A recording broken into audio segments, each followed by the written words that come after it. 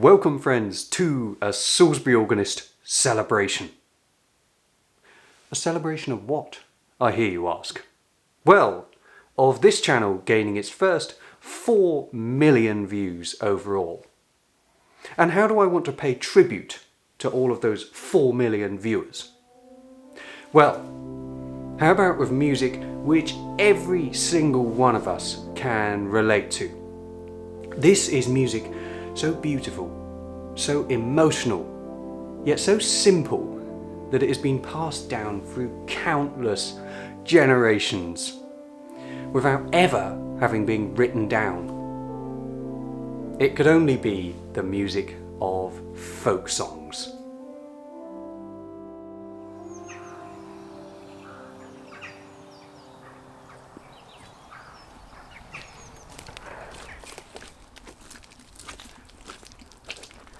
Last week, dear friends, as I was blasted by winds just outside Salisbury, I lamented that it would be nice, just once, to film in the sunshine. And you know, what's happened? I couldn't ask for anything better. This is the Village Ramblers' heaven. And today we're about half an hour from Salisbury in a tiny village called Quarley. A very small village with a very small church. And this weather will show that church off beautifully.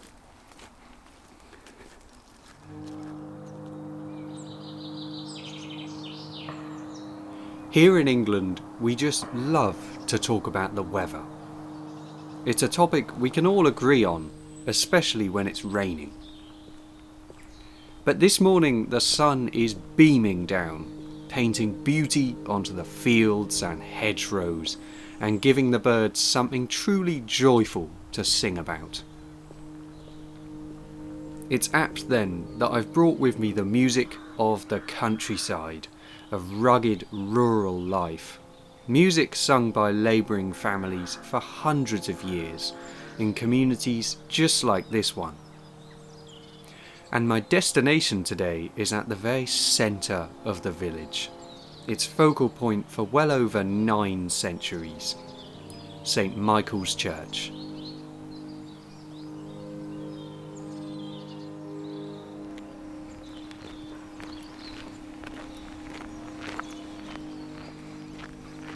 This, friends, is the epitome of village rustic charm.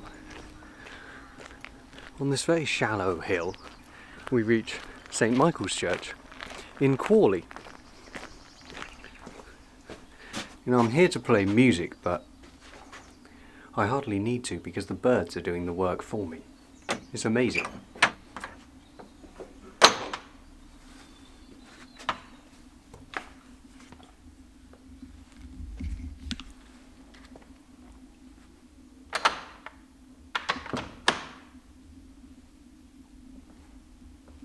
For such a tiny church, there is an immense amount of character and colour in this building. Mainly thanks to the light from these incredible stained glass windows. But also, as well as this light spectrum, there's a great spectrum of historical features, all the way from pre-Norman conquest features, like this Saxon arch,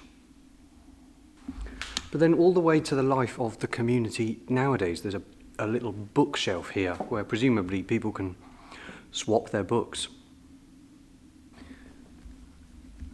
Victorian stained glass.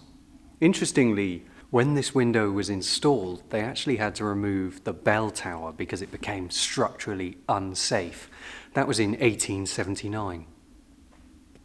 But this Victorian stained glass is amazing here in the west end of the church. And there used to be a musician's gallery up here, like so many village churches. Speaking of music, to the right of that window, we have an old harmonium.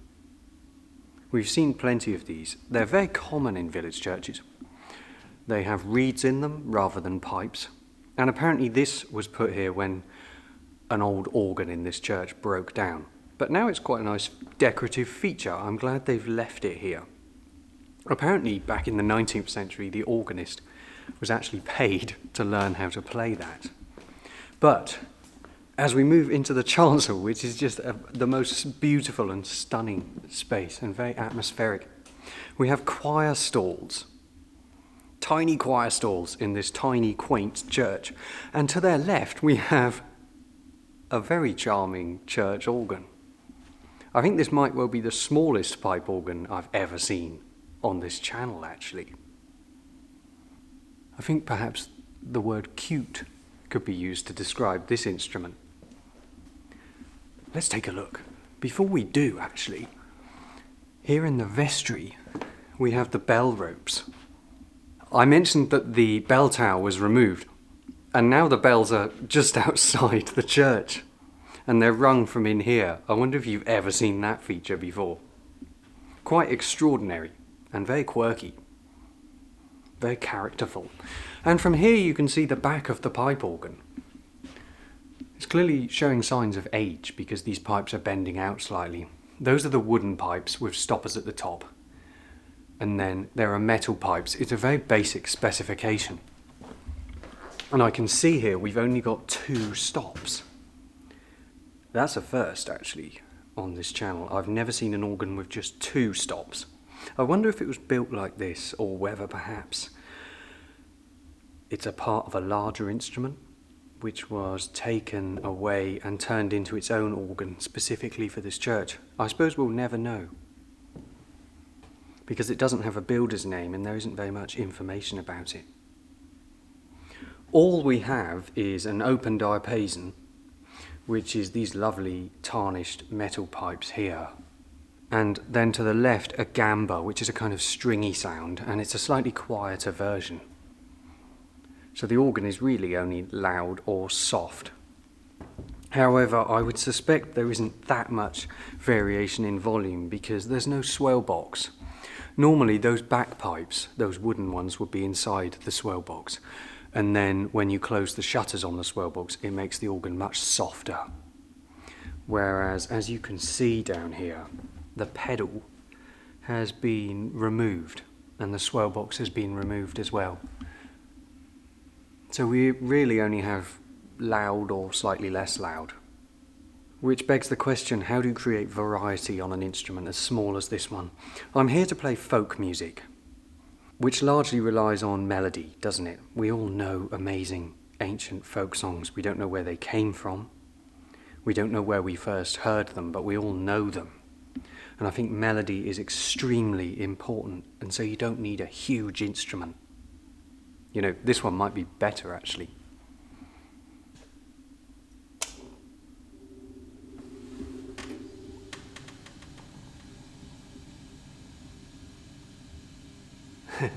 The old electric blower whirs into life. So this is a very, very basic church organ, isn't it? We also have a very small keyboard. We don't need a massive range like perhaps on a lovely romantic grand piano. This thing was made for accompanying hymns.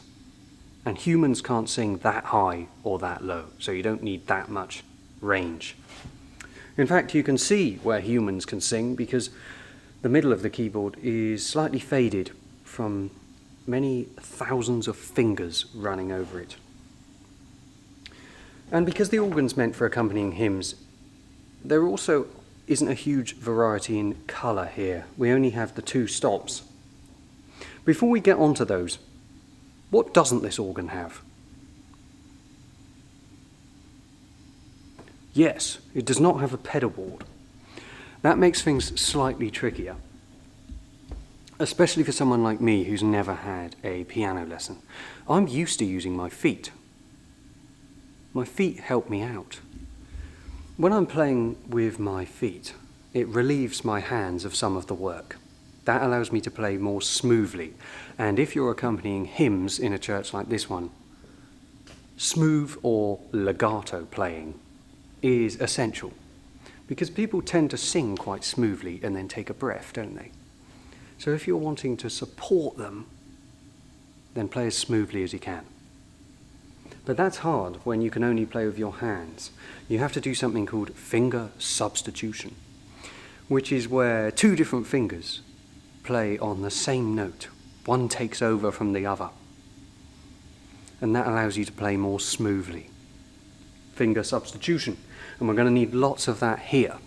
So we have an open diapason.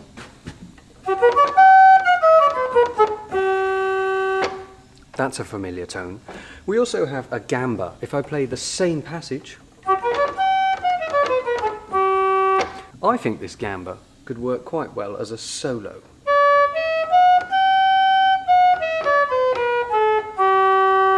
Because it almost sounds like an oboe when you play it up high.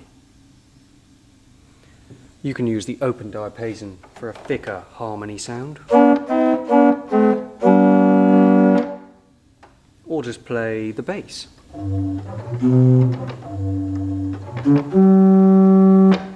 So there are various things you can do to create variety. Let's try playing a few glorious folk songs and see how we get on with that.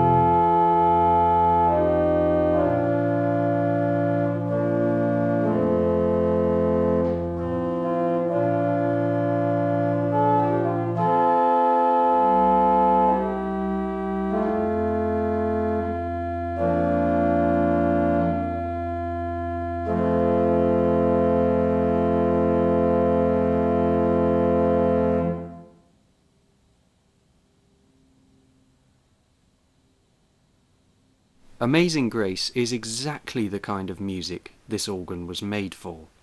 Melody with simple accompaniment.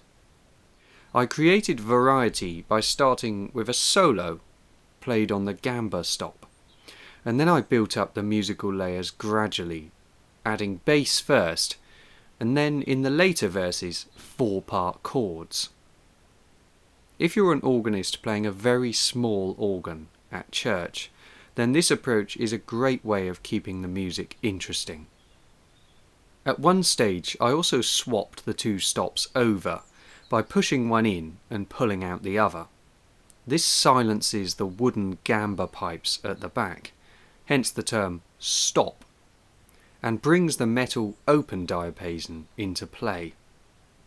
The whole system is ingeniously mechanical, but it's easily damaged, I'm afraid. Too many musicians pull the stops frantically, especially when they're nervous, and they break the action as a result. Good technique is as much about the stops as it is the notes, but once you've got the hang of them, even the smallest instrument is great fun to play.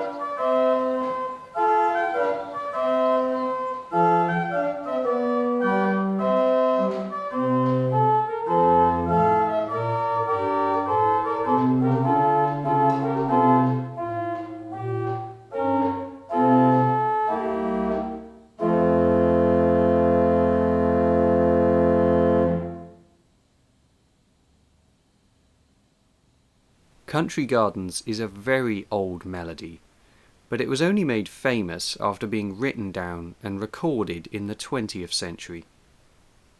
Percy Grainger, an eccentric Australian composer, made it popular with his own piano arrangement in 1918, and Jimmy Rogers recorded it as English Country Garden in the 1960s. But whether performed on the organ, by a pianist or a singer, these melodies have endured because of their simplicity.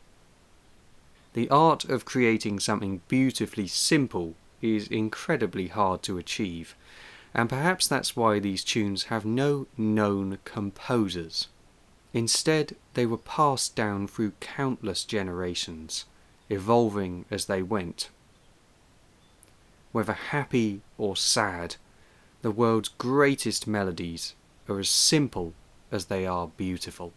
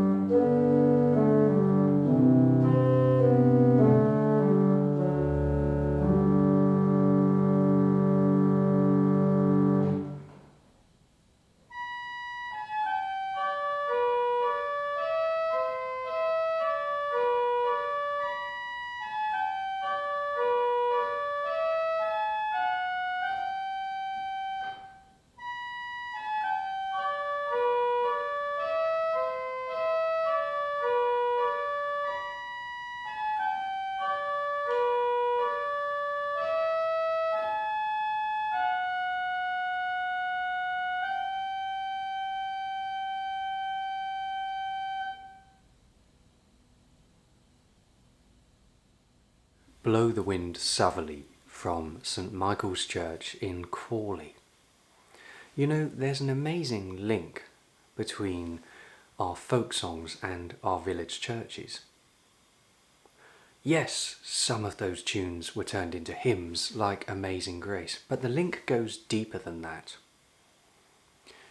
Both have been at the centre of our village communities for centuries.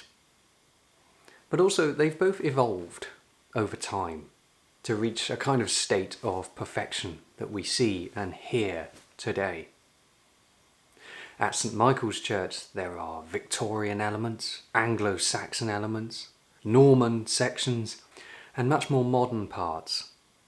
And in the same way, we hear these folk songs as a product of countless ages and generations.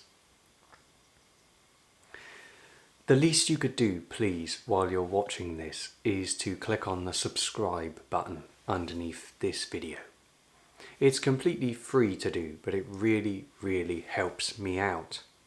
Because the more people who are subscribed means more people who are seeing my videos every week, and that really helps spread them to a wider audience. If you'd like to subscribe, just look underneath the film and you'll see the subscribe button there. Just click on that, but also click on the bell next to it because that notifies you as soon as I upload a new video to YouTube. And if you're watching on the television, as I know that lots of you do, you might have to pick up your phone or a tablet like an iPad. Search the Salisbury Organist on YouTube and then click subscribe from there. Thank you so much for doing that. It really helps me out. But if you'd like to help me more, I'd be truly grateful for that. These videos aren't simply performances, you know that by now. I'd like to give you the music in the context that it may have been heard or even written, which takes me a good deal of time and research and preparation. If you'd like to support me financially, please do head to my PayPal link down below the video. If you click on that link there, it takes you to the Salisbury Organist donations page, and from there you can leave a donation if you're enjoying my work. I always try my best for you, and I always want to make these videos meaningful but also relatable and informative too. So I hope you enjoy them, and I'd be really grateful for your support. If you'd like to support me a different way, do head to my website, which is called benmaytonmusic.co.uk, and on the contact page you'll see the ways of supporting me. Thanks so much. I truly appreciate it. Today's video has been all about folk music. I wanted to play you 4 folk songs, but the 4th has to come from my favourite organ in Salisbury. And if you want to know how I'm feeling when I'm playing music like this, well, you only need to listen and watch the choices of different stops I use on a mighty symphonic sounding organ like the Hill organ at St Martin's. So this video concludes with London Derriere or Danny Boy. Thank you so much for watching, and always remember to listen out for the birds. Until next time, cheerio.